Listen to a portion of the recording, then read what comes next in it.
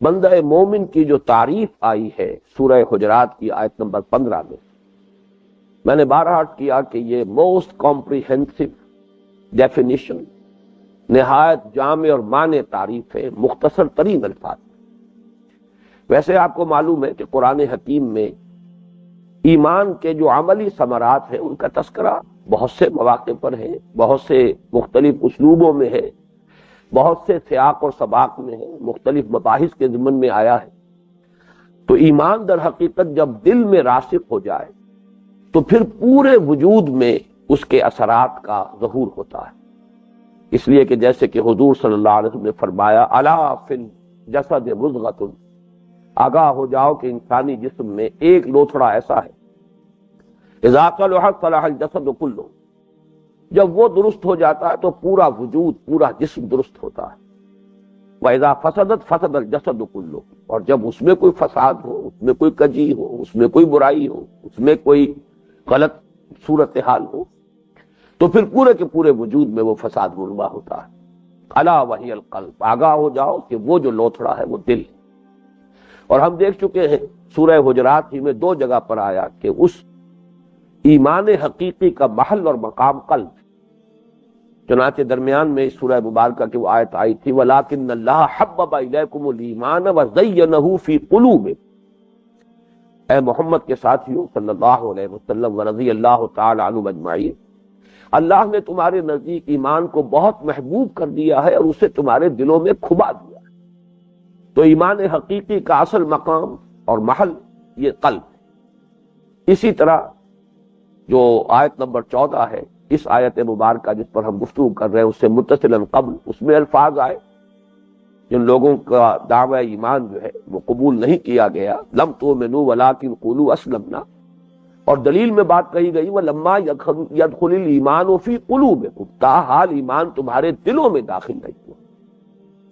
اب اگر وہ ایمان دل میں داخل ہو جائے، راسخ ہو جائے، جاگزین ہو جائے، متمکن ہو جائے تو ظاہر ہے کہ پورے انسانی وجود پر، انسان کے طرز عمل پر، اس کے ایٹیچیوڈ پر، اس کے رویے پر اس کے اثرات جو ہے مترتب ہیں۔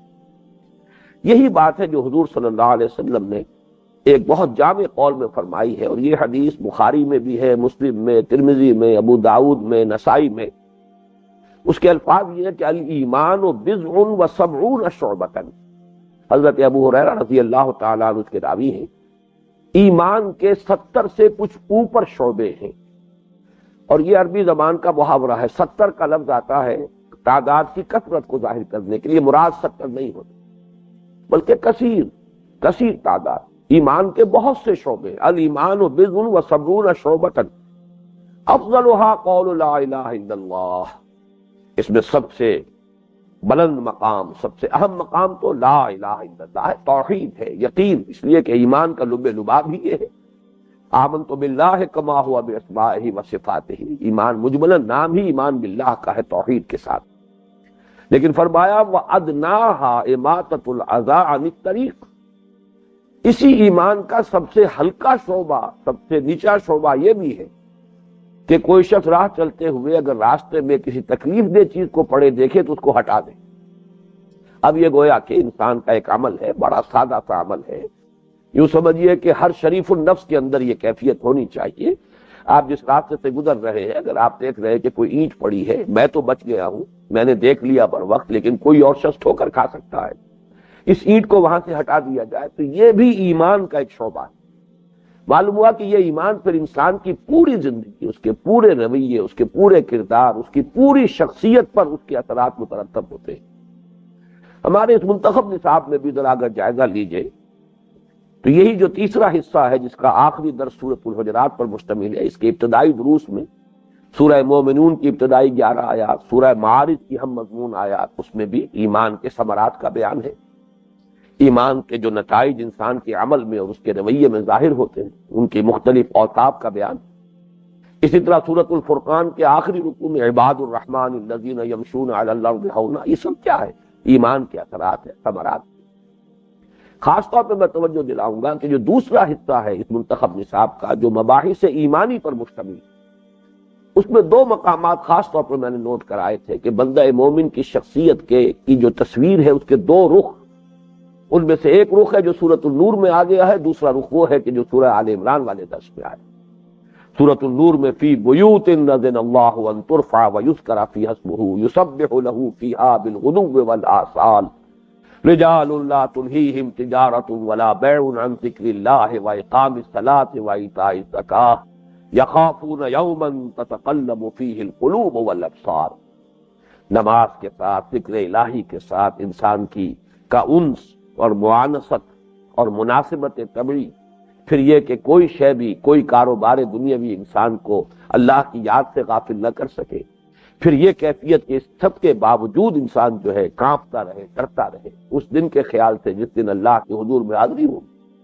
یہ ایمان کی کے جو ثمرات ہیں یا بندہ مومن کی شخصیت کا ایک رخ ہے، تعبدی رخ ہے، اس میں رقت ہے، اس میں تقویٰ ہے، اس میں خشیت ہے، اس میں انابت ہے۔ دوسرا رخ سورہ آل عمران کے آخری آیات میں آیا ہے، فالذین ہاجروا واخرجوا من دیارہم واوذوا فی سبیلی وقاتلوا وقتلوا لأکفرن عنہم سیئاتہم ولأدخلنہم جنات تجری من تحتہا الانہار۔ تو وہ لوگ کہ جنہوں نے ہجرت کی، جو اپنے گھروں سے نکال دیے گئے، جنہیں میری راہ میں ایذائیں پہنچائی گئیں، جنہوں نے اللہ کی راہ میں جنگ کی، میری راہ میں جنگ کی، اور پھر وہ قتل ہوئے بھی اور انہوں نے قتل کیا بھی، یہ تمام جو کیفیات ہیں، قاتلوا وقتلوا لأکفرن عنہم سیئاتہم، یہ دوسرا نقشہ ہے، جہاد، قتال، ہجرت، اللہ کے دین کے لیے تن من دھن لگاتے۔ ان دونوں کو جمع کریں تو بندہ مومن کی شخصیت کی تصویر مکمل ہو جاتی ہے۔ ایمان کی تعریف کے ضمن میں چاہتا ہوں کہ آپ ایک مقام قرآن مجید کا اور نوٹ کر لیں کہ جو سورہ حجرات کی اس آیت کے ساتھ بڑی گہری مناسبت رکھتا ہے۔ سورہ حجرات کی آیت نمبر 15 میں ایمان کے دو رکن بیان ہوئے جس پر ہم تفصیل سے گفتگو کر چکے ہیں، یقین دل میں اور جہاد عمل میں۔ یہ ایمان حقیقی کے دو اضافی رکن ہیں۔ اسلام کے پانچوں ارکان تو موجود ہیں، کلمہ شہادت، نماز، روزہ، حج اور زکوٰۃ، یہ تو ہے۔ اس کے علاوہ اضافی طور پر دل میں یقین اور عمل میں جہاد۔ اب گویا کہ بندہ مومن کی پوری ڈیفینیشن مکمل ہو گئی۔ یہ جو ایک آیت میں دو چیزوں کو جمع کیا گیا ہے، یوں سمجھیے کہ جیسے پرکار ہوتی ہے، اگر وہ بند ہو تو دونوں اس کے بازو ملے ہوئے ہیں، دونوں نقطے جو ہیں آخری پوائنٹس وہ بہت قریب ہیں، اس کو کھول دیجیے۔ یہ پرکار جو ہے کھلی ہے سورہ انفال میں۔ سورہ انفال میں ایک عجیب ربط ہے، پہلی آیت چھوڑ دیجئے، اس کے بعد دوسری، تیسری، چوتھی آیت، اور آخری آیت 75ویں چھوڑ دیجئے تو 74ویں آیت۔ یوں سمجھیے کہ پرکار کے دو پوائنٹس جو ہیں وہ شروع اور آخر میں اس طریقے سے اللہ تعالیٰ نے جمع کر دیے ہیں کہ وہاں ایک پہلو شروع میں آ گیا، دوسرا پہلو آخر میں آ گیا۔ وہ آیات میں آپ کو پڑھ کر سنا رہا ہوں۔ شروع میں فرمایا انما المومنون، مومن تو بس وہ ہیں الذین اذا ذکر اللہ وجلت قلوبہم۔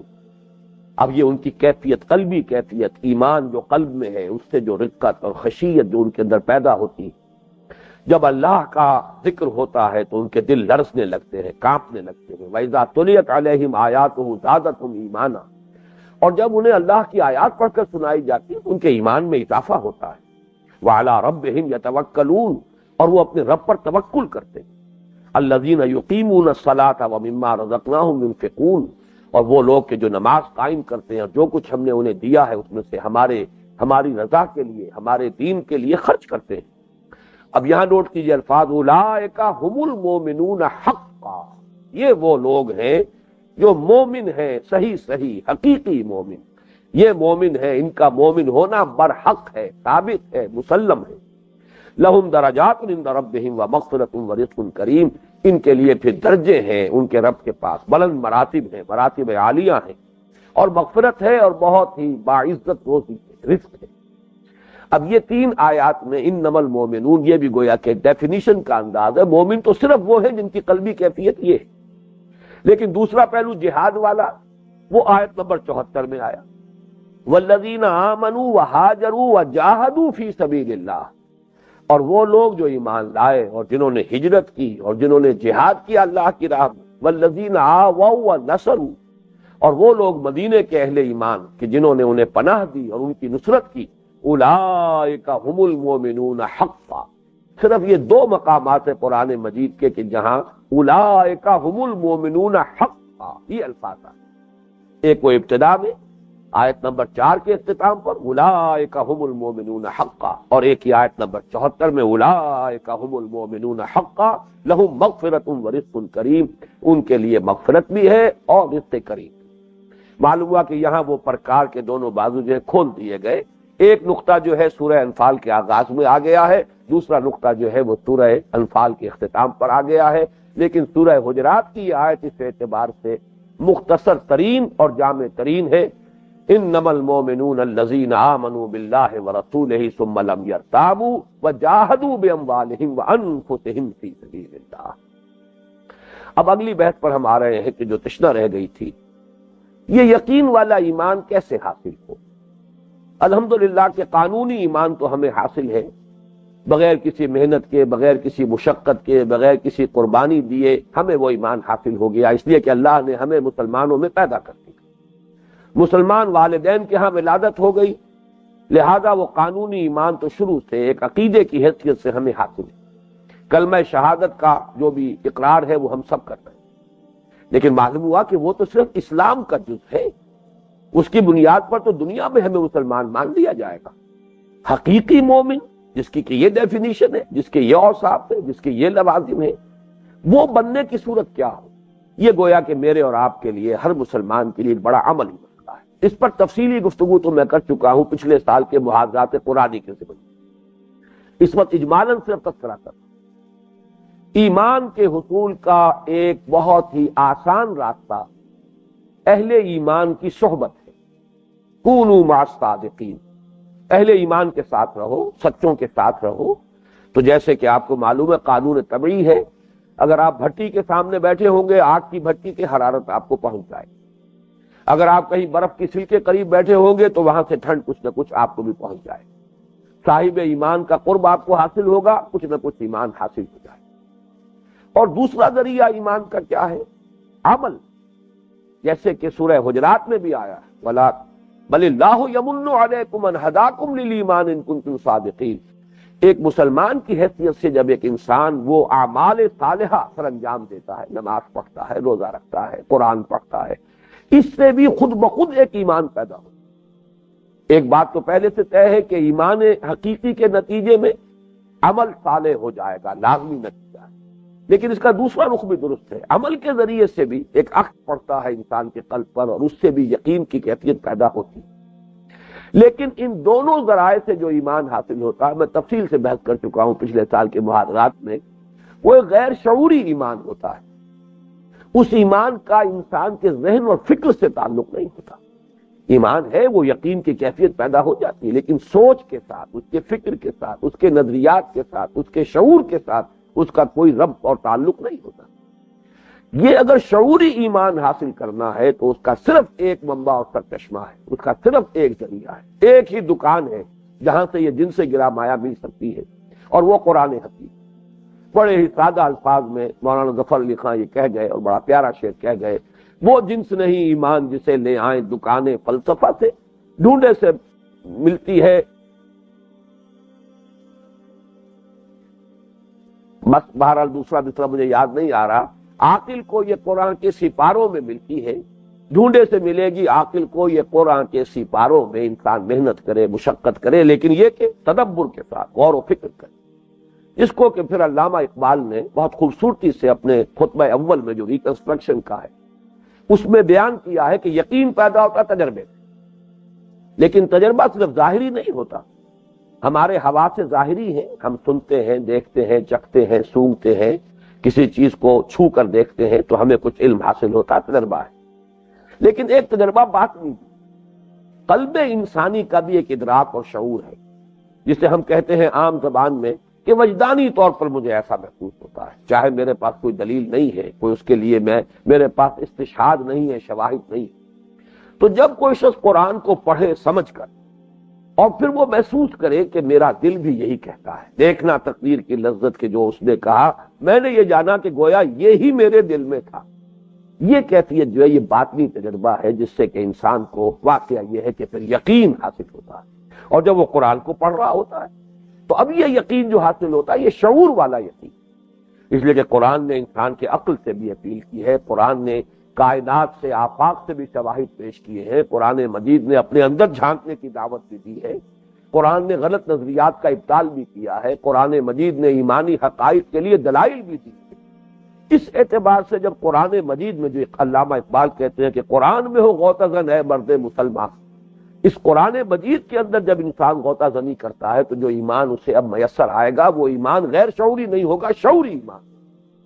اور آج کے دور میں خاص طور پر وہ جو ہم اس سے پہلے کی نشستوں میں دیکھ چکے ہیں کہ دین کے غلبے کی جدوجہد، جو جہاد فی سبیل اللہ کی سب سے اونچی اور آخری منزل، اس کے لیے تو ضروری ہے کہ وہ جو انٹلیکچوئل جو مائنورٹی ہے آج کی نوع انسانی کی، اس کو قائل کیا جائے، اس کے ذہن میں شعوری ایمان جو ہے وہ پیدا ہو، تبھی بات بنے گی اور تبھی نتیجہ خیز ہوگی۔ جو مساعی ہو رہی ہیں دنیا میں اس وقت، اس اعتبار سے اس یقین والے ایمان کا منبع اور سرچشمہ صرف اور صرف قرآن حکیم، اگرچہ غیر شعوری طور پر ایک یقین کی سی کیفیت انسان میں اعمال کے نتیجے میں بھی پیدا ہو جاتی ہے، اور یہ کہ صحبت صالح، صحبت صاحب ایمان کے نتیجے میں بھی وہ کیفیت حاصل ہو سکتی ہے، وہ بھی یقین کی کیفیت، وہ بھی یقیناً انسان کے کردار پر اثر انداز ہوگی، نتیجہ خیز ہوگی، لیکن یہ کہ شعور کے ساتھ اس کا تعلق نہیں ہوگا، جبکہ آج جو ہمیں سب سے زیادہ ضرورت ہے وہ شعوری ایمان۔ اس ضمن میں ایک بڑی پیاری حدیث ہے، وہ میں آپ کو سنانا چاہتا ہوں۔ مشکات شریف کا آخری باب ہے، باب و ثواب ہذہ الامہ۔ اس امت کی جو فضیلتیں ہیں ان سے متعلق جو احادیث ہیں، جو فرامین ہیں، فرمودات ہیں محمد رسول اللہ صلی اللہ علیہ وسلم کی، ان کو جمع کیا گیا۔ اس کے فصل ثالث میں یہ بیہقی کی ایک روایت ہے، امام بیہقی سے لے کر آئے ہیں، ان کی ایک تصنیف ہے دلائل النبوہ، اس میں اس کو لے کر آئے ہیں، بڑی پیاری حدیث ہے۔ عن عمرو بن شعیب عن ابیہ عن جدہ، عمرو بن شعیب اپنے والد سے اور وہ ان کے والد سے یعنی دادا سے یہ روایت کرتے ہیں کہ حضور نے ایک مرتبہ صحابہ کی محفل میں ایک سوال کیا۔ بڑا پیارا انداز ہے یہ حضور کا، تعلیم کا اور تلقین کا انداز۔ بیٹھے ہوئے صحابہ کرام، آپ بھی چشم تصور سے دیکھیے، حضور بھی تشریف فرمائے، آپ نے ایک عجیب سوال کیا، ای الخلق اعجب الیکم ایمانا، ذرا مجھے بتاؤ کہ آپ لوگوں کے نزدیک تمام مخلوقات میں سب سے زیادہ حسین ایمان کس کا ہے؟ عجب کا لفظ ہے، نوٹ کر لیجیے اس میں۔ عربی زبان میں عجیب اس شے کو کہتے ہیں جو بڑی حسین ہو، دل آویز ہو، دل کو لبھانے والی، اور اس میں افعل التفضیل کا صیغہ ہے اعجب، ای الخلق اعجب الیکم ایمانا، آپ لوگوں کے نزدیک سب سے زیادہ حسین اور دل کو لبھانے والا ایمان جو ہے تمام مخلوقات میں کس کا ہے؟ تو صحابہ کرام نے پہلی اٹمپٹ میں جواب دیا الملائکہ، فرشتوں کا ایمان۔ کتنا مکمل ایمان ہوگا؟ حضور نے فرمایا وما لهم لا يؤمنون وهم عند ربهم، وہ کیسے ایمان نہ لائیں، وہ تو اپنے رب کے پاس ہے، حقائق جب سب منکشف ہے، ان کی نگاہوں کے سامنے ہے، ہر چیز ان کے سامنے موجود ہے، تو ان کا کون سا کمال ہے اگر وہ ایمان لے آئے؟ ایمان کا تو ایمان بالغیب ہوتا ہے، وہ ہے کہ جو در حقیقت کوئی قابل قدر شے ہے۔ جب جہنم سامنے آ جائے گی نگاہوں کے تو بڑے سے بڑے کافر، چاہے وہ فرعون ہو اور چاہے فرعون و ہذہ الامہ جسے کہا تھا حضور نے، ابو جہل ہو، پورا ایمان تو وہ لے آئیں گے۔ تو ما لهم لا يؤمنون وهم عند ربهم، وہ تو اپنے رب کے پاس، وہ کیسے ایمان نہ لائیں؟ پھر انہوں نے دوسری اٹمپٹ میں جواب دیا فالنبیون، پھر انبیاء کا ایمان۔ آپ نے فرمایا وما لهم لا يؤمنون والوحی ينزل علیہم، وہ کیسے ایمان نہ لائیں، ان پر تو وحی نازل ہوتی ہے، وحی نازل ہوئی تو ان کا براہ راست تجربہ ہے، پھر اللہ تعالیٰ انہیں مشاہدات کراتا ہے، غیب کی بھی خبریں دیتا ہے، غیب کی اطلاعات دیتا ہے، لہذا فرمایا کہ وہ بھی کوئی ایسی بات نہیں ہے، اس میں کون سی بات ہے دل کو لبھانے والی۔ تیسری اٹمپٹ میں صحابہ نے کہا فنحن، پھر اب ہمارا ایمان ہے، آپ نے اسے بھی رد کر دیا وما لکم لا یؤمنون وانا بین اظہرکم، آپ لوگ کیسے ایمان نہ لائیں جبکہ میں آپ کے سامنے موجود ہوں؟ ایمان کی اتنی بڑی دہکتی ہوئی بھٹی جو ہے اس کے سامنے ہو اور پھر ایمان نہ لائیں، یہ تو کوئی بڑے کمال کی بات نہیں ہے، اگر میری موجودگی میں، میری صحبت میں آپ کو ایمان حاصل ہو گیا۔ پھر اس کے بعد اب تینوں ان سب جوابات کو رد کر کے اب آپ نے خود فرمایا ان اعجب الخلق الی ایمانا لاخواننا الذین یاتون من بعدی، میرے نزدیک تو سب سے حسین اور سب سے عمدہ اور دل کو لبھانے والا ایمان ہمارے ان بھائیوں کا ہوگا، نوٹ کیجئے یہ لفظ لاخواننا، ہمارے وہ بھائی، الذین یاتون من بعدی، جو میرے بعد آئیں گے، یجدون صحفا فیہ کتاب، انہیں تو کچھ اوراق ملیں گے جن میں اللہ کی کتاب درج ہوگی، فیؤمنون بما فیہا، وہ ایمان لائیں گے اس کتاب کی بدولت، اس قرآن کے ذریعے سے جو کچھ اس میں ہے اس پر ایمان لائیں گے، ان کا ایمان ہوگا سب سے اعجب، سب سے زیادہ حسین، سب سے زیادہ دل کو لبھانے والا۔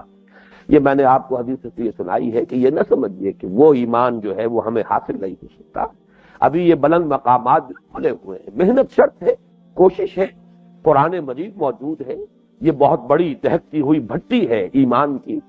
اب یہ دوسری بات ہے کہ استفادہ نہ کریں، اس سے حرارت ایمانی حاصل کریں، لیکن بہرحال وہ یقین والا ایمان حاصل کرنے کا ذریعہ اس حدیث کی روح سے بھی قرآن حکیم۔ اب آگے آئیے، دوسری بات جو جہاد کے بارے میں مفصل بحثیں ہماری ہو چکی ہے، اس کے ضمن میں بھی میں چاہتا ہوں کہ بعض چیزیں آپ حضرات کے سامنے مزید آ جائیں۔ جہاد کا مفہوم کیا ہے، لغوی مفہوم کیا ہے، جہاد جو ہے اس کے مراحل کیا ہیں، مراتب کیا ہیں، مدارج کیا ہیں، یہ تو آ چکے ہیں، لیکن ایک بات کا اضافہ ان کے ضمن میں کروں گا، اور اصل میں جو لوازم تھے اس جہاد کی، جو شرائط ہیں، جو لوازم ہیں، اس کا بیان کتنا رہ گیا ہے، اس کو میں چاہتا ہوں کہ آپ مکمل کریں۔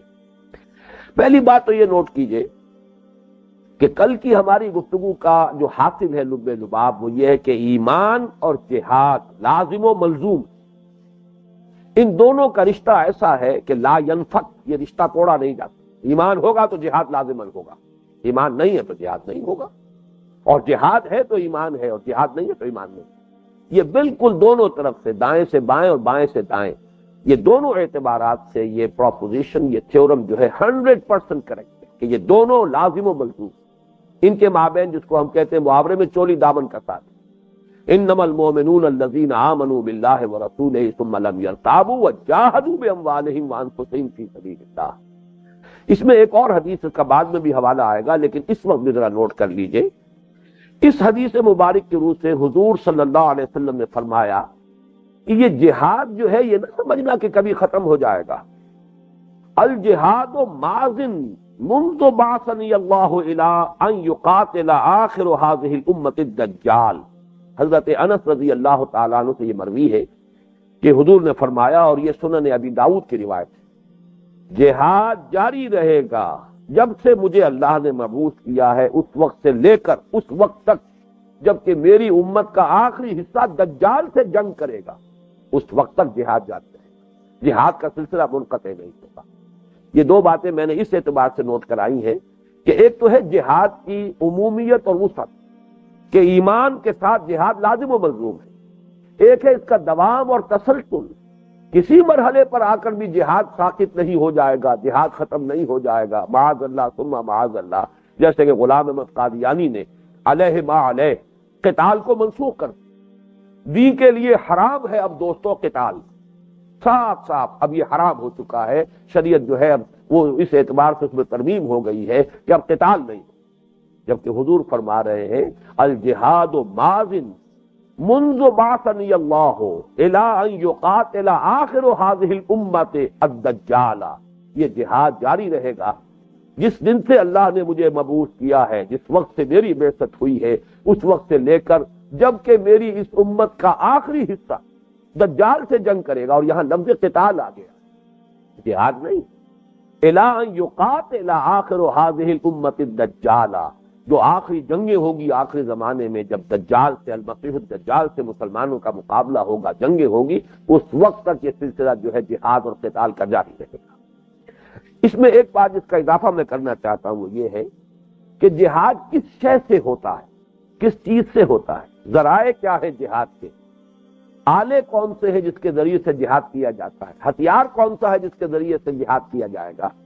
اس میں دو لفظ تو آ چکے بار بار ہماری پچھلی نشستوں میں، بالمال والنفس، جہاد بالمال، جہاد بالنفس، مال کے ذریعے جہاد، آپ اپنے مالی وسائل صرف کرتے ہیں اللہ کے دین کے پیغام کی نشر و اشاعت میں، یا قتال اور اللہ کی راہ میں جنگ کے لیے اسلحہ کی فراہمی میں مال خرچ ہوگا، یہ جہاد مال کے ذریعے ہو رہا ہے۔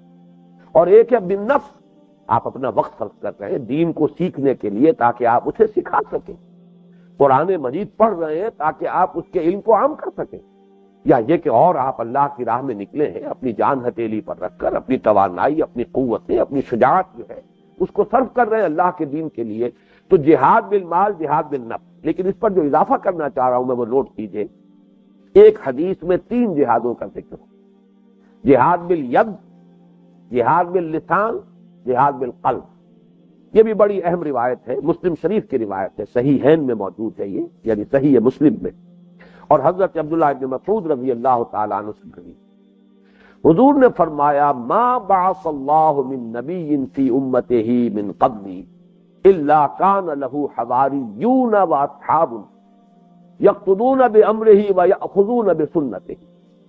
اللہ نے مجھ سے پہلے کسی بھی امت میں کسی نبی کو نہیں بھیجا مگر یہ کہ اس کے کچھ نہ کچھ کم یا زیادہ صحابہ ہوتے تھے، حواریین ہوتے تھے. حواری کا لفظ آتا ہے حضرت مسیح علیہ السلام کے لیے، صحابہ کا لفظ حضور کے لیے ہم استعمال کرتے ہیں. تو معنی ہے کہ حواریون و اصحاب، ہر نبی کے کچھ نہ کچھ ہوئے. اور وہ کیا کرتے تھے؟ یاخذون بسنتہ ویقتدون بامرہ، اپنے نبی کی سنت کو مضبوطی سے تھامتے تھے اور اس کے حکم کے مطابق عمل کرتے تھے، پیروی کرتے تھے.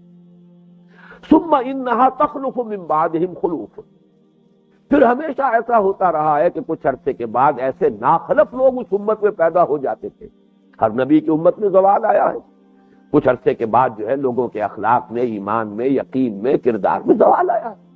تو ثم انہا تخلف من بعدہم خلوف، پھر ہمیشہ ایسا ہوتا رہا کہ ہر نبی کی امت میں ایسے ناخلف لوگ پیدا ہو جاتے تھے جن کے بارے میں فرمایا یقولون ما لا یفعلون ویفعلون ما لا یؤمرون. ان کا طرز عمل یہ ہو جاتا تھا کہ جو کہتے تھے وہ کرتے نہیں تھے، اور کرتے وہ تھے جس کا انہیں حکم نہیں ہوا. زبان سے ایمان کے دعوے، زبان سے عشق رسول کے جو ہے ترانے الاپے جا رہے ہیں، لیکن یہ کہ اتباع نہیں ہے رسول کا، اللہ کے حکم کی پابندی نہیں ہے. اور کرتے ہیں وہ جس سے روکا گیا، جس کا حکم نہیں دیا گیا. یا تو یہ کہ معصیت کے مرتکب ہیں، یا یہ کہ بدعات کا اور نئی نئی رسومات ایجاد کی ہیں. تو فرمایا کہ یقولون ما لا یفعلون ویفعلون ما لا یؤمرون. اب اس کے بعد آپ نے فرمایا یہ ہے ابدی ہدایت حضور کی طرف سے، فمن جاہدہم بیدہ فہو مومن. جو بھی تم میں سے ایسے لوگوں کا، جب ایسے لوگ میری امت میں پیدا ہو جائیں گے تو جو بھی ان کے ساتھ جہاد کرے گا ہاتھ سے وہ بھی مومن ہوگا.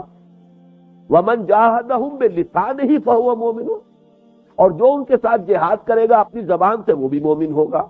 ومن جاہدہم بقلبہ فہو مومن، اور جو اپنے دل سے جہاد کرے گا وہ بھی مومن ہوگا. یعنی دل سے جہاد کیا ہے؟ نفرت ہو شدید، چاہے مجبوری ہے، کچھ اور کر نہیں پا رہے، شدید نفرت تو ہو ان کے طرز عمل سے اور ان لوگوں سے کہ جو اس رویے کو اختیار کیے ہوئے. اس سے آگے زبان سے جہاد کیا ہوگا کہ زبان سے روکیں، ٹوکیں، امر بالمعروف نہی عن المنکر، ان پر تنقیدیں کریں، ان کو نصیحت کریں کہ باز آ جاؤ خدا کے لیے، چاہے ان سے درخواستیں کریں کہ ہاتھ جوڑ کر کہیں کہ خدا کے لیے اس معصیت کو چھوڑ دو، ترک کر دو. اور تیسرا سب سے اونچا درجہ کیا ہے؟ جہاد بالید، طاقت سے روکیں. یہ در حقیقت 3 الفاظ آئے ہیں اس حدیث میں، جہاد بالید، جہاد باللسان اور جہاد بالقلب. اس میں ایک کا اضافہ کر رہا ہوں کہ ایک اور جہاد آج کے دور میں ہوگا، وہ جہاد بالقلم. قرآن مجید جب نازل ہوا ہے اور اس قوم کو اولین مخاطب بنایا گیا جہاں لکھنے پڑھنے کا زیادہ رواج نہیں تھا، کوئی تصانیف وغیرہ کتابیں لکھنا، کوئی جرائد، کوئی رسائل، ایسی چیزیں نہیں تھی. لیکن جو قلم کی عظمت ہے وہ قرآن نے ثابت کی، اس کو بہت ہی شدت کے ساتھ بیان کیا. پہلی وحی میں بھی آیا ہے اقرا بسم ربک الذی خلق خلق الانسان من علق اقرا وربک الاکرم الذی علم بالقلم. اور دوسری وحی جو نازل ہوئی ہے اس میں تو قلم کی قسم کھائی گئی، نون والقلم وما یسطرون ما انت بنعمت ربک بمجنون.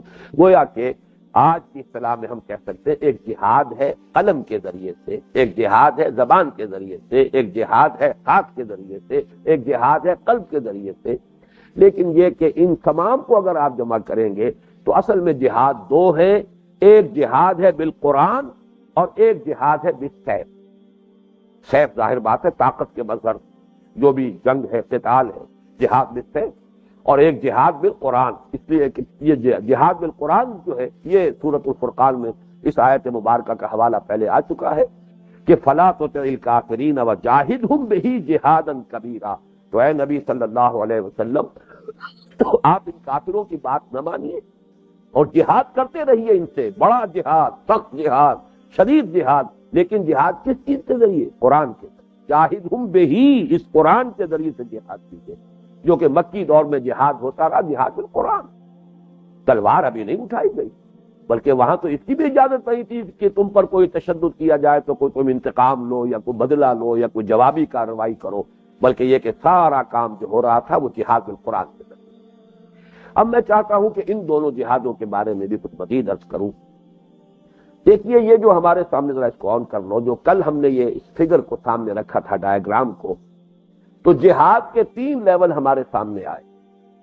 پہلی منزل پر یعنی خود مسلمان بننے کے لیے جہاد، اور اس میں سب سے بڑا انسان کا اپنا نفس امارہ ہے جس کے خلاف جہاد ہوگا، مجاہد من جاہد نفس، اور افضل الجہاد یہی ہے ان تجاہد نفسک فی طاعت اللہ۔ یہ جہاد جو نفس کے خلاف ہے، جو شیطان کے خلاف ہے، اپنے تزکیہ نفس کے لیے، اپنا نفس کے احکام کا مقابلہ کرنے کی طاقت حاصل کرنے کے لیے، اس کے لیے شمشیر کون سی ہے؟ قرآن مجید۔ اس لیے کہ در حقیقت یہ سارا نفس کا حملہ انسان پر جو ہوتا ہے، اور شیطان جو انسان کے نفس کو اس میں اشتعال پیدا کرتا ہے، اس کے حیوانی جو تقاضے ہیں ان کو بھڑکاتا ہے، تو جیسا کہ حدیث پہلے میں سنا چکا ہوں، ذکر ہے اصل کے جو اس سے انسان کو محفوظ رکھے گا۔ دل میں اگر اللہ کی یاد موجود ہے، نہ نفس کا اس پر حملہ کارگر ہوگا، اور نہ ہی شیطان جو ہے اس میں پھونک مار کرے۔ وہ تو خانہ خالی را دیومی گرد والی بات ہے۔ اگر یہ دل کا خانہ جو ہے، یہ دل کا گھر خالی ہو گیا اللہ کے ذکر سے، تو اب شیطان کو موقع ملے گا کہ وہ اس کے اندر پڑاؤ ڈال لے اور ڈیرا ڈال کر بیٹھے اور پھونکے مارے اور نفس کے اندر اشتعال پیدا کرے۔ اور ذکر قرآن ہے۔ یہی وجہ ہے کہ در حقیقت اپنے نفس کے خلاف جہاد کرنے کے لیے جو ہمارے پاس شمشیر ہے وہ قرآن مجید کی ہے۔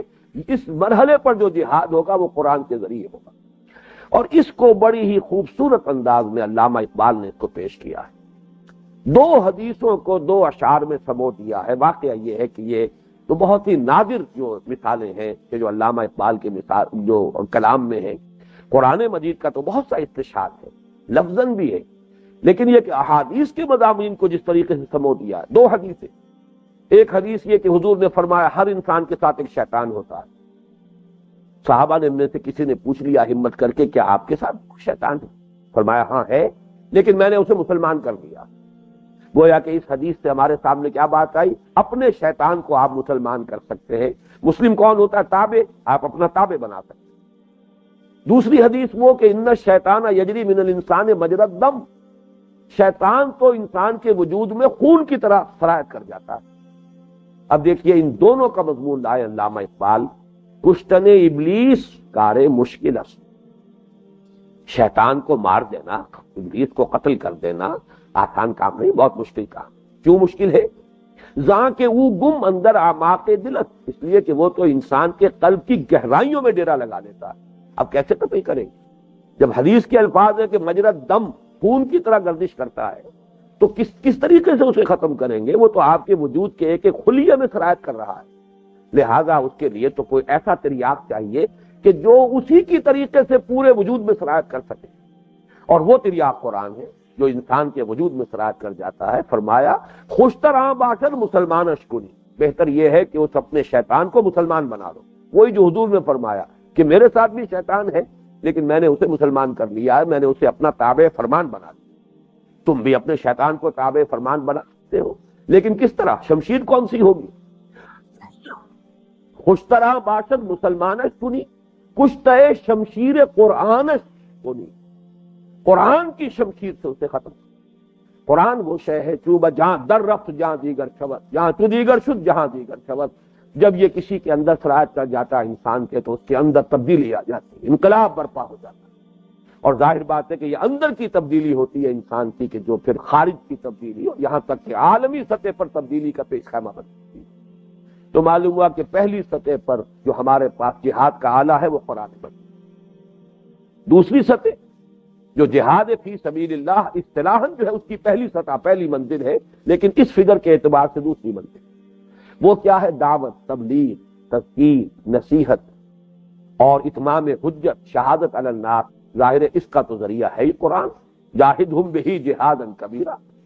حضور نے ساری دعوت قرآن کے ذریعے پہنچائی۔ اور قرآن مجید میں وہ تینوں لیول موجود ہیں، حکمت بھی موجود ہے۔ وہ جو ہم عرض کر چکے ہیں، اس سے پہلے دیکھ چکے ہیں کہ 3 لیول پر دعوت کی ضرورت ہے۔ ایک ہے بالحکمت، دوسرا ہے بالموعظۃ الحسنۃ، اور تیسرا ہے جادلہم باللتی احسن۔ قرآن میں تینوں چیزیں موجود ہیں۔ ذالک مما اوحی الیک ربک من الحکمہ، یہ ہے وہ چیزیں کہ جو اے نبی آپ پر آپ کے رب نے وحی کی ہے، اس قسم حکمت، حکمت بھی قرآن میں ہے۔ موعظت، اس کا سب سے بڑا جو ہے ذخیرہ قرآن مجید ہے۔ یا ایھا الناس قد جاءتکم موعظۃ من ربکم وشفاء لما فی الصدور، اے لوگو تمہارے پاس تمہارے رب کی طرف سے واعظ موعظت بھی آ چکی ہے، اور تمہارے سینوں میں جو روگ ہے ان کے لیے تریاق بھی تمہیں فراہم کیا جا چکا ہے اس قرآن کی شکل۔ تو دوسرے لیول پر بھی یہ گویا کہ جہاد بالقرآن کے 2 سطحیں ہو گئیں۔ اپنے نفس کے خلاف جہاد ہوگا، مجاہدہ جو نفس کے ساتھ ہوگا وہی اس کے لیے بھی شمشیر قرآن، دعوت، تبلیغ، تذکیر، پیغام ربانی کا دنیا میں عام کرنا، اس کے لیے بھی اعلیٰ قرآن۔ اور اس میں حکمت بھی ہے، اس میں موعظت بھی ہے، اس میں جدال بھی ہے۔ منافقین سے جدال تھا، مشرکین سے جدال تھا، وہ تو بہت ہی کھلم کھلا جو ہے قرآن مجید میں آپ کو جلی شکل میں مل جائے گا۔ باقی ملحدین سے بھی ہے، لیکن وہ ذرا اس کو کھود کر نکالنا پڑے گا، اس کے لیے ذرا غوطہ زنی کرنی پڑے گی، اس لیے کہ اس دور میں یہ الحاد اور جدید جو نظریات ہیں ان میں سے اکثر جو ہے بہت کم تھے، شاذ تھے موجود، لہذا قرآن مجید میں ان سے گفتگو، ان سے بحث بہت کم کی، لیکن موجود ہے۔ قرآن مجید میں ہر غلط نظریے کا تریاق اور ابطال موجود ہے، لیکن یہ کہ بعض چیزیں وہ ہیں جن کے لیے ذرا محنت کر کے وہاں سے کھود کر وہ موتی نکالنے ہیں۔ اب آخری سطح پر آئیے، جو تیسری سب سے اونچی منزل ہے، اقامت دین، غلبہ دین حق، تکبیر رب اور اظہار دین الحق علی الدین کلہ۔ اس کے لیے جو جہاد ہوگا، اس کے 3 لیول آئے تھے۔ پہلا لیول وہ ہے جس میں صبر کرنا ہے، اور یہ صبر ہر مصیبت جھیلنی ہے، تکلیف برداشت کرنی ہے، صبر کرنا ہے۔ اور آپ کو معلوم ہے قرآن مجید میں حضور سے خطاب کر کے فرمایا گیا فاصبر وما صبرک الا باللہ، مجاہد فی سبیل اللہ کے لیے صبر جو ہے اس کا ذریعہ کیا ہے، اس کی بنیاد کیا ہے، وہ کس چٹان پر کھڑا ہوتا ہے جس سے کہ اسے صبر جو ہے حاصل ہو جاتا ہے، وہ تعلق مع اللہ ہے۔ جتنا اللہ کے ساتھ تعلق مضبوط ہوگا اتنا ہی آپ صبر کر سکیں گے۔ جتنا جو ہے آپ کا آخرت پر یقین ہوگا، اور یقین ہوگا کہ میں جو کچھ کر رہا ہوں، جھیل رہا ہوں، مجھے اس کا جو ثواب ملے گا اللہ کے ہاں، اتنا ہی آپ ثابت قدم رہ سکیں گے۔ اور یہ ترجیح آخرت اور تعلق مع اللہ، اس کو پیدا کرنے کا سب سے بڑا ذریعہ قرآن۔ وہ حدیث میں اب آپ کو یہاں سنا رہا ہوں کہ جس میں حضور نے ایسا نقشہ پیش کیا ہے کہ جیسے ایک رسی ہے جو آسمان سے زمین تک تنی ہوئی ہے۔ ایک مرتبہ حضور اپنے حجرے سے باہر تشریف لائے صلی اللہ علیہ وسلم، آپ نے دیکھا کہ ایک گوشے میں مسجد نبوی کے کچھ صحابہ بیٹھے قرآن مجید کا مذاکرہ کر رہے ہیں۔ اس پر حضور ان کے پاس تشریف لائے، چہرے پر بشاشت اور خوشی کے آثار ظاہر ہوئے۔ آپ نے جاتے ایک سوال کیا، الستم تشہدون ان لا الہ الا اللہ وانی رسول اللہ، کیا آپ حضرات اس کی گواہی نہیں دیتے کہ اللہ کے سوا کوئی معبود نہیں اور میں اللہ کا رسول؟ سب نے جواب دیا بھلا یا رسول اللہ، کیوں نہیں ہے اللہ کے رسول، ہم اس کی گواہی دیتے، یہ وہ کلمہ شہادت۔ اب اس کے بعد آپ نے اپنی خوشی کا اظہار فرمایا کہ تم قرآن پر تدبر کر رہے ہو، مذاکرہ کر رہے ہو، غور و فکر کر رہے ہو۔ فرمایا حضور نے صلی اللہ علیہ وسلم فابشروا فاستبشروا، بشارت حاصل کرو، فإن هذا القرآن طرفه بأيديكم وطرفه بيد اللہ، یہ قرآن وہ شے ہے کہ اس کا ایک سرا تمہارے ہاتھ میں اور ایک سرا اللہ کے ہاتھ۔ تو اللہ کے ساتھ جوڑنے والی، اللہ کے ساتھ تعلق قائم کرنے کا ذریعہ قرآن مجید ہے، اور صبر جو ہے ظاہر ہے اس کے بغیر ممکن نہیں۔ وَاصْبِرْ وَمَا صَبْرُكَ إِلَّا بِاللَّهِ، صبر کے لیے تو ذریعہ ہے تعلق مع اللہ۔ اللہ سے جتنا تعلق مضبوط ہوگا اتنا ہی آپ صبر کر سکیں گے، ایثار کر سکیں گے، تکلیفیں جھیل سکیں گے، قربانیاں دے سکیں گے، اور پامردی کا اور ثبات کا اور استقلال کا مظاہرہ کر سکیں گے۔ جہاں وہ رشتہ کمزور ہوا اور پاؤں سے چل جائے گا۔ اور اس سے آگے جو اب جہاد ہے، وہ جہاد قتال والا جہاد، اس کے ضمن میں جیسا کہ ہے میں نے عرض کیا کہ آپ اس کو نوٹ کر لیجئے، یہ قتال والا جہاد بھی آج کے دور میں بھی جاری رہے گا، لیکن اس کے بارے میں ذرا وضاحت کر دیجئے۔ قتال، جیسا کہ میں پہلے عرض کر چکا ہوں، غلام احمد قادیانی نے یہ بات بیان کی اور بہت سے لوگوں نے اسے بہت ہی اہمیت دے کر قبول کیا۔ اللہ تعالیٰ ان سبھی کو ہدایت دے دے، انہیں دوبارہ اسلام کو صحیح طور سے قبول کرنے کی توفیق عطا فرما دے۔ لیکن یہ ہے کہ یہ ایک بہت بڑی اس کی جسارت تھی کہ اس نے قتال کو منسوخ کرا دیا۔ ایک جھوٹا نبی ایران میں پیدا ہوا تھا جس نے حج کو منسوخ کیا، اور ایک جھوٹا نبی جو ہے وہ یہاں پیدا ہوا جس نے قتال فی سبیل اللہ کو منسوخ کر دیا۔ اس کا مصرع میں آپ کو سنا چکا ہوں کہ دین کے لیے حرام ہے اب دوستوں قتال۔ تو جان لیجئے کہ قتال فی سبیل اللہ بھی وہ حدیث میں نے آپ کو سنا دی، والجہاد ماض منذ یوم بعثنی اللہ الی ان یقاتل آخر هذه الامۃ الدجال، یہ جہاد اور قتال جاری رہے گا اس وقت سے لے کر جب سے اللہ نے مجھے مبعوث کیا ہے اس وقت تک، جب کہ میری امت کے آخری حصے کے لوگ اس مسیح الدجال سے جنگ کریں۔ اور وہاں لفظ قتال بھی آ گیا۔ یہ حدیث اس اعتبار سے بھی بڑی جامع ہے، جیسے سورہ صف کا میں نے حوالہ دیا تھا، وہ تو بعد میں مفصل اس پر درس ہوں گے انشاءاللہ۔ چوتھا حصہ جو ہے اس کا اہم ترین درس سورہ صف پر مشتمل ہے۔ وہ سورہ مبارکہ بھی ایسی ہے کہ اس میں ایک صورت میں قتال اور جہاد دونوں کو جمع کر دیا۔ یہ حدیث بھی وہ ہے، والجہاد ماض منذ بعثنی اللہ الی ان یقاتل آخر هذه الامۃ الدجال، یہ جہاد جاری رہے گا اس وقت تک جب تک کہ میری امت کے آخری حصے کے لوگ مسیح الدجال سے جنگ کریں۔ تو جنگ جائز ہے، اور یہاں تک کہ امام ابو حنیفہ رحمۃ اللہ علیہ کا یہ فتویٰ ہے کہ مسلمان بھی اگر حاکم ہے فساق و فجار ان کے خلاف بھی جنگ کی جا سکتی، کوئی معنی نہیں ہے۔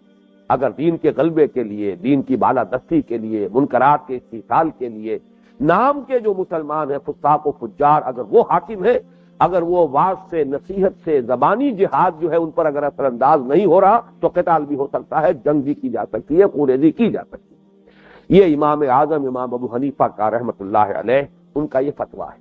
البتہ ایک بات نوٹ کر لیجیے، موجودہ حالات میں البتہ یہ قتال فی سبیل اللہ جو ہے اس جہاد کی آخری منزل، جو میں نے کہا تھا تین اس کے مرحلے ہیں، پیسو ریزسٹنس، ایکٹیو ریزسٹنس اور آرمڈ کانفلکٹ۔ آرمڈ کانفلکٹ ہے قتال فی سبیل اللہ، وہ جہاد کی نویں منزل بنی۔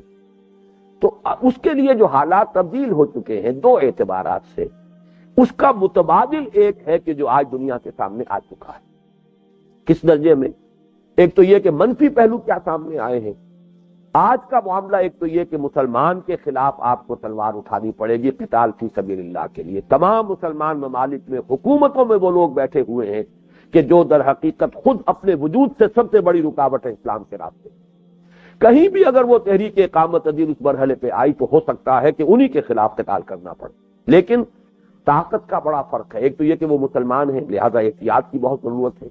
نمبر دو یہ کہ طاقت کا بڑا فرق، پچھلے زمانے میں کوئی منظم حکومت نہیں تھی حضور کے زمانے میں، اور یہ کہ اگر ادھر تلواریں تھیں ادھر بھی تلواریں ہی تھیں، تعداد کا فرق تھا، لیکن یہ کہ کمیت کا فرق تھا، نوعیت کا فرق نہیں تھا، کیفیت کا فرق نہیں تھا۔ لیکن آج یہ کہ حکومتوں کے پاس بہت اسلحہ ہے، بڑی قوتیں ہیں، فوج ہے، پیرا ملٹری فورسز ہیں، پولیس ہے، اور نہ معلوم کیا کچھ ہے۔ اس اعتبار سے بہت ان ایکول معاملہ ہوتا ہے۔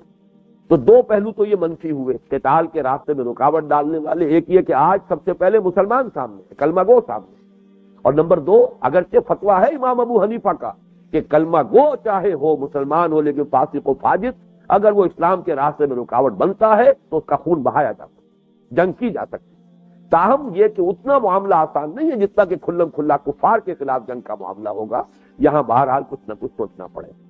نمبر دو یہ کہ اتنا ان ایکول معاملہ ہو چکا ہے کہ ممکن نہیں ہے بظاہر۔ مثبت اعتبار سے یہ ہے کہ جو سوشل ایوولوشن ہوا ہے، تمدنی جو ارتقاء ہوا ہے، اس کے نتیجے میں اب یہ صورت پیدا ہو چکی ہے کہ ایک ملک کے شہریوں کو یہ حق حاصل ہے کہ وہ حکومت کو بدلنے کے لیے ڈیمانسٹریٹ کریں، مظاہرے کریں، اور اس سسٹم کو بلاک کرنے کی کوشش کریں، چاہے وہ تلوار نہ اٹھائیں، چاہے وہ مسلح بغاوت نہ کریں، لیکن سڑکوں پر آ جائیں، سسٹم کو بلاک کریں، ان پر گولیاں چلے جانے دے دیں، خود ہاتھ نہ اٹھائیں۔ گویا کہ یک طرفہ جنگ ہو سکتی ہے آج، جبکہ دو طرفہ جنگ آسان نہیں۔ دو طرفہ جنگ میں تو ظاہر بات ہے کہ اسلحہ کا سوال پیدا ہوگا، آپ کی قوت کا سوال پیدا ہوگا۔ یک طرفہ جنگ جو ہے کہ مظاہرہ ہو رہا ہو، جیسے کہ ایران میں ہوا ہے، سڑکوں پر نکل آئے، سسٹم کو بلاک کر رہے ہیں، اب ان پر گولیاں چلی ہیں، ہزاروں نے، سینکڑوں نے نہیں، ہزاروں نے جانیں دے دی۔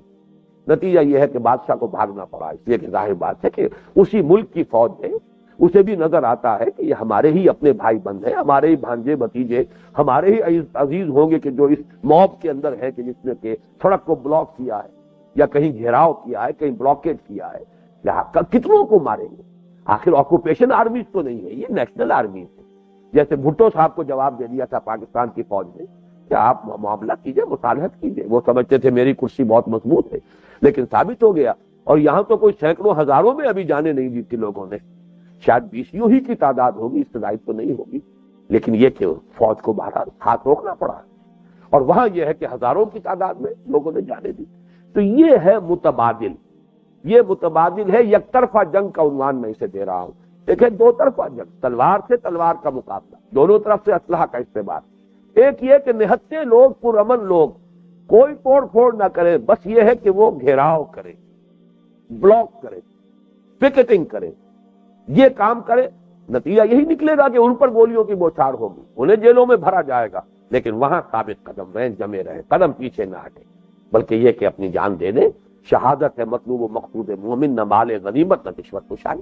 یہ گویا کہ آج کے دور میں متبادل بن جاتا ہے. لیکن اس متبادل کو اس معنی میں نہ سمجھیے کہ معاذ اللہ قتال حرام ہو چکا ہے اس لیے یہ متبادل. جہاں بھی اس کا امکان ہوگا، جہاں بھی اس کے لیے حالات موجود ہوں، جیسے کہ افغانستان میں بھی ہوا ہے. پپٹ گورنمنٹ جو تھی بظاہر تو مسلمان ہی تھے آگے، لیکن معلوم تھا کہ پیچھے تو اصل میں رشین تھے. لہذا یہاں مجاہدین نے جو بھی جنگ کی ہے، بظاہر تو وہ مسلمانوں ہی کے ساتھ مسلمانوں کی جنگ ہو رہی تھی، لیکن کسی نے بھی یہ نہیں کہا کہ یہ کوئی حرام کام ہو رہا ہے، اس لیے کہ قتال ہو رہا ہے. لیکن یہ کہ اس میں جواب جو ہے خاص طور پر امام ابو حنیفہ رحمۃ اللہ علیہ کا فتویٰ موجود ہے. تاہم جو حالات ہیں، آبجیکٹو کنڈیشنز ہیں، ان میں یہ ہے کہ وہ اتنا آسان نہیں ہے، فیزیبل نہیں ہے. خاص حالات ہوں کسی ملک کے جہاں کوئی گوریلا وار ہو سکتی ہو تو معاملات دوسرے، خاص حالات ایسے ہوں کہ جہاں میں اس کے لیے سہولت ہو تو معاملہ دوسرا ہو جائے گا. لہذا جہاں تک اس کے حلال اور حرام کا معاملہ، وہ حرام نہیں ہے. بالکل غلط کہا ہے کہ دین کے لیے حرام ہے اب دوستو قتال، یہ بالکل غلط ہے. قتال جیسا کہ حدیث میں نے آپ کو سنا دی، الجہاد ماضٍ منذ بعثنی اللہ الی ان یقاتل آخر هذه الامة الدجال. اس وقت تک یہ جنگ کا سلسلہ جاری رہے گا. البتہ اس کا ایک متبادل جو ہے وہ ہے یہ پیسفل ڈیمانسٹریشن کے، جس کے لیے لوگ میدان میں آئیں اور اپنی جانیں ہتھیلی پر رکھ لیں، کسی کی جان نہ لیں، کوئی توڑ پھوڑ نہ کریں. ان پر فائرنگ ہو، جان دینے کو سمجھے کہ شہادت ہے مطلوب و مقصود مومن، نہ مال غنیمت نہ کشور کشائی. یہ گویا کہ اس جو ہم نے پچھلی نشست میں جو جہاد کی 9 منزلیں جو ہے جن کو سمجھا تھا، تو 9ویں منزل پر اس کے بدل کے طور پر یہ صورت ہے کہ جو آج کی دنیا میں موجود ہے، اویلیبل ہے. اب بہت ہی اختصار کے ساتھ ایک بات اور عرض کر دوں، جہاد کی اس منزل پر آ کر ایک شرط لازم ہو جاتی ہے، اور وہ ہے جماعت، اور بڑی ہی منظم جماعت. اس کو اچھی طرح سمجھ لیجئے. ان تینوں منزلوں پر اجتماعیت کے 3 مختلف لیولز ہوں گے. پہلے لیول کے جہاد میں بالکل اس کے لیے آپ کے لیے کوئی جماعت لازم نہیں ہے، صرف صحبت ہے. کونوا مع الصادقین، ان لوگوں سے ربط رکھیے، ان سے ملتے جلتے رہیے، اس سے آپ کے ایمان کو تقویت حاصل ہوتی رہے گی. آپ اپنے نفس کے خلاف جہاد کرنے میں اس سے مدد حاصل کر سکتے. لیکن ظاہر ہے یہ جنگ تو ہے ہی انفرادی. آپ کے نفس سے میں نہیں لڑ سکتا، میرے نفس سے آپ نہیں لڑ سکتے. مجھے اپنے نفس سے خود جہاد کرنا ہے، آپ کو اپنے نفس سے خود جہاد کرنا. اس لیول پر تو خالص انفرادی ہے. زیادہ سے زیادہ یہ ہے کہ اجتماعیت ہو تو اس سے سہولت حاصل ہو جائے. دوسرے لیول پر دعوت، تبلیغ، نشر و اشاعت، اس میں یہ ہے کہ فرد بھی کام کر سکتا. ایک نبی حضرت نوح علیہ السلام 950 برس تک بھی دعوت دیتے رہے. کوئی اگر ساتھی بنتا ہی نہیں تو کیا کرے؟ کیا خود بھی کام چھوڑ کر بیٹھ جائیں؟ اکیلا بھی ہوگا تو وہ دعوت دیتا رہے گا. پھر یہ ساتھی مل جائیں تو ادارے بن جائیں، دارالعلوم بن جائیں، دارالاشاعت بن جائیں، انجمنیں بن جائیں، جو بھی ہو اکیڈمیز بن جائیں، جو بھی کام کیا جا سکتا ہو انجمنوں کی سطح پر، اداروں کی سطح پر، اور جو بھی مختلف تعلیمی جو بھی شکلیں اختیار کی جا سکے وہ بھی سب کفایت کر جائیں گی. کوئی منظم جماعت سم و طاعت والی دوسری سطح کے جہاد کے لیے بھی لازمی نہیں. البتہ تیسری سطح پر آ کر ایک ایسی منظم جماعت ضروری ہے، جبکہ وہ ٹکراؤ طاقت کے ساتھ ہوتا ہے، نظام کو بدلنے کے لیے، اقامت دین کے لیے، اللہ تعالیٰ کے کلمے کی سربلندی کے لیے. پورا پولیٹیکل سوشو اکنامک سسٹم جو ہے ادھیڑ کر، بے خوب ان سے اکھیڑ کر اس کی جگہ پر اسلام کے نظام کو قائم کرنے کے لیے یہاں اب شرط لازم ہے کہ اس کے لیے جماعت کی صورت. اور وہ حدیث میں نے ان نشستوں میں کئی مرتبہ آپ کو سنا دی ہے. حضرت حارث اشعری راوی ہے رضی اللہ تعالی عنہ کہ حضور نے فرمایا آمرکم بخمس، ایک روایت میں اس کے بعد اضافی الفاظ دیے، اللہ امرنی بہن، اے مسلمانوں میں تمہیں 5 باتوں کا حکم دے رہا ہوں، اور مجھے اللہ نے ان کا حکم دیا ہے، میں اپنی طرف سے نہیں دے رہا ہوں، اللہ کا حکم ہے جو تمہیں پہنچا رہا ہوں، بالجماعت والسمع والطاعت والہجرت والجہاد فی سبیل، التزام جماعت، جماعتی شکل اختیار کرو، جماعت کی صورت میں جد و جہد کرو۔ نمبر 2، جماعت میں ڈھیلی ڈھالی نہیں، جماعت وہ جو سم و طاعت والی جماعت، ڈسپلنڈ آرگنائزیشن، جیسے کہ فوج کا نظم ہوتا ہے، لسن اینڈ اوبے، فاسمعوا واطیعوا، سنو اور اطاعت۔ قرآن مجید میں یہ الفاظ آئے، فاتقوا اللہ ما استطعتم واسمعوا واطیعوا۔ سورہ تغابن ہمارے درس کے منتخب نصاب کے دوسرے حصے میں سورہ مبارکہ آ چکی ہے۔ اللہ کا تقوی اختیار کرو جتنا بھی تمہارے حد استطاعت میں ہے، اور سنو اور مانو، لسن اینڈ اوبے، سنو اور مانو، اطاعت کرو۔ اس کے لیے یہ ہے کہ ہمارے لیے جو سب سے زیادہ ایک نمایاں بات ہے، ایک تو میں آپ کو ذرا نوٹ کرا دینا چاہتا ہوں، قرآن حکیم میں آج میں نے پہلی مرتبہ زندگی میں جائزہ لیا کہ یہ جو اسلوب حصر ہے، انما المومنون، مومن تو صرف وہ ہے، یہ صرف 3 مقامات پر یہ اسلوب آیا ہے۔ ایک تو سورہ حجرات کی آیت جو ہمارے اس تمام گفتگوؤں کا مرکز و محور ہے، انما المومنون الذین آمنوا باللہ ورسولہ ثم لم یرتابوا وجاہدوا باموالہم وانفسہم فی سبیل اللہ، اور دوسرے وہ انما جو آج میں آپ کو سنا چکا ہوا ہے، جو سورہ انفال کے شروع میں آیا، انما المومنون الذین اذا ذکر اللہ وجلت قلوبہم واذا تلیت علیہم آیاتہ زادتہم ایمانا۔ تیسری آیت ہے، یہ سورہ نور کی آیت نمبر 62 ہے، انما المومنون الذین آمنوا باللہ ورسولہ وَإِذَا كَانُوا مَعَهُ عَلَىٰ أَمْرٍ جَامِعٍ لَمْ يَذْهَبُوا حَتَّىٰ يَسْتَأْذِنُوهُ إِنَّ الَّذِينَ يَسْتَأْذِنُونَكَ أُولَٰئِكَ الَّذِينَ يُؤْمِنُونَ بِاللَّهِ وَرَسُولِهِ فَإِذَا اسْتَأْذَنُوكَ لِبَعْضِ شَأْنِهِمْ فَأْذَن لِّمَن شِئْتَ مِنْهُمْ وَاسْتَغْفِرْ لَهُمُ اللَّهُ إِنَّ اللَّهَ غَفُورٌ رَّحِيمٌ۔ اس میں ایک جماعت کی نظم کا تصور سامنے ہے۔ مومن تو صرف وہ ہے جو اللہ پر اور اس کے رسول پر ایمان رکھتے ہیں، اور جب وہ رسول کے ساتھ ہوتے ہیں کسی اجتماعی کام میں تو وہاں سے جاتے نہیں ہیں جب تک کہ اجازت نہ لے لیں، اور اے نبی جو لوگ آپ کے جو ساتھی آپ سے اجازت طلب کرتے ہیں وہ واقعی اللہ پر اور آپ پر ایمان رکھتے ہیں، تبھی تو اجازت لے کر جاتے ہیں۔ تو اگر وہ آپ سے اجازت طلب کریں اپنی کسی عذر کی بنا پر، کسی مصروفیت کی بنا پر، تو جس کو آپ چاہیں اجازت دے دیں اور ان کے لیے اللہ سے استغفار کریں۔ اجتماعی کام سے کسی بھی سبب سے معذرت طلب کرنا در حقیقت کو اچھا کام نہیں ہے، کسی بھی کام کو دین کے اس اجتماعی کام سے بڑھ کر نہیں سمجھنا چاہیے۔ تاہم اے نبی آپ دیکھ لیجیے، اس لیے کہ شخصاً معاملہ ہوگا، کون ہے جو اجازت طلب کر رہا ہے، اس کی حالات کو دیکھ کر ہی کوئی فیصلہ کیا جائے گا، لہذا جس کو آپ اجازت دینا چاہیں اجازت دے دیں۔ تو آج نوٹ یہ کرا رہا ہوں کہ تیسری مرتبہ جو انما آیا ہے قرآن میں، انما المومنون، تو وہ نظم جماعت کے سلسلے میں آیا۔ یہ اہمیت ہے نظم جماعت، اور سم و طاعت کے لیے وہ بیعت کے الفاظ میں آپ کو سنا چکا ہوں۔ حضرت عبادہ ابن صامت سے رضی اللہ تعالی عنہ یہ مروی ہے، اور یہ صحیحین کی روایت ہے، متفق علیہ ہے، صحیح بخاری صحیح مسلم دونوں میں۔ بایعنا رسول اللہ صلی اللہ علیہ وسلم علی السمع والطاعة فی العسر والیسر والمنشط والمکرہ وعلی عثرۃ علینا وعلی ان لا ننازع الامر اہلہ وعلی ان نقول بالحق اینما کنا لا نخاف فی اللہ لومۃ لائم۔ یہ حدیث جو ہے یہ گویا کہ کسی انقلابی جماعت، اقامت دین کی جد و جہد کے لیے قائم ہونے والی سم و طاعت والی جماعت کے لیے ابدی کانسٹیٹیوشن ہے کہ جو حضور نے عطا فرما دیا۔ حضرت عبادہ ابن صامت فرماتے ہیں، ہم نے بیعت کی تھی اللہ کے رسول سے کہ ہر حکم سنیں گے اور مانیں، چاہے آسانی ہو چاہے مشکل ہو، چاہے ہماری طبیعتوں میں آمادگی ہو چاہے ہمیں اپنی طبیعتوں پر جبر کرنا پڑے، چاہے آپ دوسروں کو ہم پر ترجیح دے دیں، اور جنہیں بھی آپ ذمہ داری سونپ دیں گے، عمارت دیں گے، ذمہ داری دیں گے، سربراہی دیں گے، ان سے جھگڑیں گے نہیں، ان کا بھی کہنا مانیں گے، ان کی بھی اطاعت کریں گے۔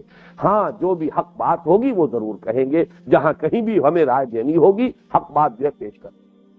یہ ہے در حقیقت وہ سم و طاعت کی بیعت کی حضور نے لی صلی اللہ علیہ وسلم، جس سے وہ جماعت وجود میں آئی، ڈسپلن آرگنائزیشن۔ آج اس میں صرف ایک لفظ کا اضافہ ہوگا جو ہم نے تنظیم اسلامی کے ضمن میں اس پوری حدیث کو اختیار کیا ہے، جو بیعت تنظیم ہے، ایک لفظ کے اضافے کے ساتھ حضور کی اطاعت مطلق تھی، جو حکم بھی دیں گے ماننا ہوگا، لیکن اب جو بھی ہوگی اطاعت وہ معروف کے اندر ہوگی، مشروط ہوگی، اللہ اور اس کے رسول کے کسی حکم کے خلاف حکم کوئی نہیں دے سکتا۔ ہاں اللہ اور اس کے رسول کے احکام کے دائرے کے اندر جو بھی امیر ہے جماعت کا وہ حکم دے رہا ہے اس کی اطاعت لازم ہو جائے۔ تو یہ چند باتیں اور تھی کہ جو جہاد فی سبیل اللہ کی ذیل میں نے سوچا کہ آپ حضرات کے سامنے بیان کر دوں۔ بارک اللہ لی ولکم فی القرآن العظیم ونفعنی وإیاکم بالآیات والذکر الحکیم۔